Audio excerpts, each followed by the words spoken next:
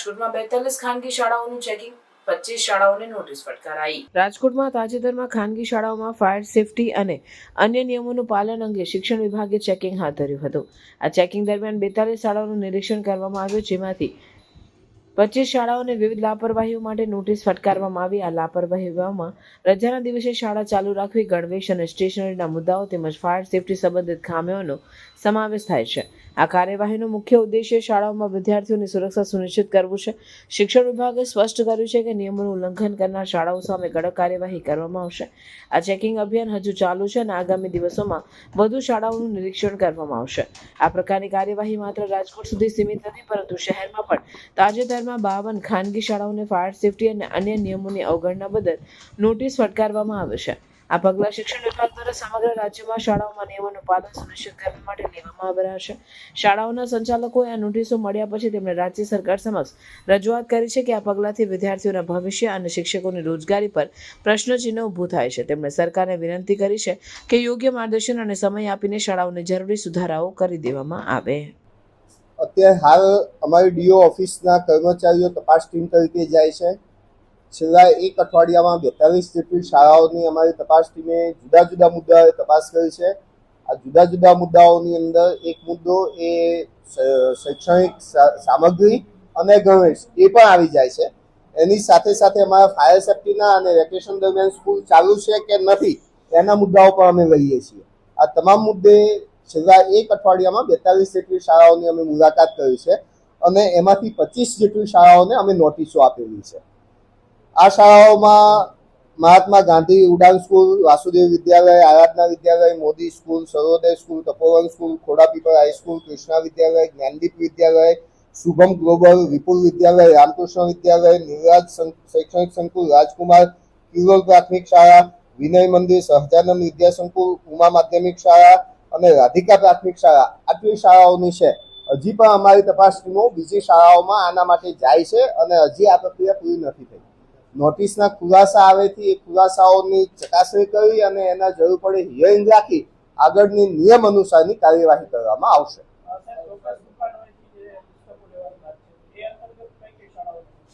અમે સંપૂર્ણપણે એક જ નોટિસમાં 3 થી 4 મુદ્દાઓ પણ આવરી લીધા હોય.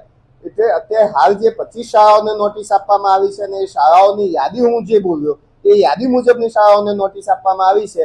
એમાં જુદા જુદા વિવિધ મુદ્દાઓ છે. કોક શાળાને એવું બને કે આ મુદ્દે ના આપી હોય, પણ એ શાળાઓને ફાયર સેફટી મુદ્દે પણ નોટિસ આપવામાં આવેલી છે. નહીં, એટલે એક જ નોટિસમાં એટલા માટે હું કહું છું. પરાક્રમ એગ્રીડ.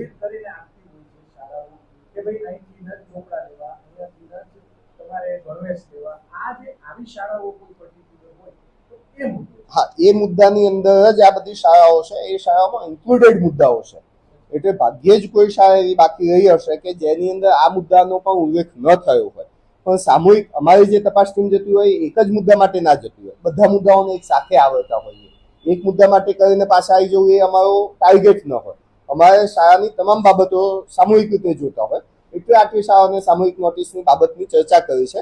પણ આની અંદર પણ આ 25 પૈકીની હું એવું કહી શકું કે 16 થી 17 શાળાઓ એવી હશે કે જેને ગણવેશ અને પાઠ્યપુસ્તક મુદ્દે પણ નોટિસ આપેલી હશે. આમાં તમે ફિલ્ટરાઇઝેશન કહેશો તો એ થોડાક મારા માટે અઘરું છે અત્યારે હાલના તબક્કે. હિયરિંગમાં અમે બોલવી છે. ફાયર સેફટી છે, વેકેશન દરમિયાન સ્કૂલ ચાલુ રાખવાનો મુદ્દો છે, ગણવેશનો મુદ્દો છે, સ્ટેશનરી ખરીદવાનો મુદ્દો છે. આટલા મુદ્દાઓ મહત્વના છે. જો વેકેશન દરમિયાન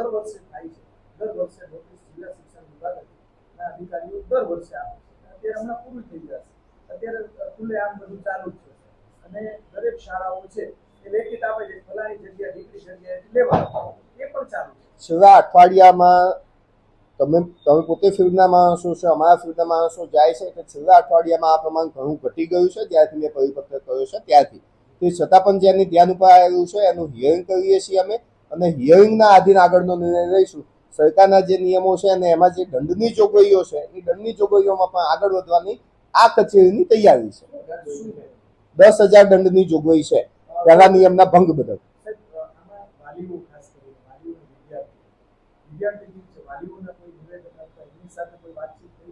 કોઈ વાલી સીધી રીતેમાં કોઈ વાલી સીધી રીતે અહીંયા એગ્રેસિવ થઈ અને એવી રીતે ફરિયાદ માટે નથી આવ્યા હજુ સુધી.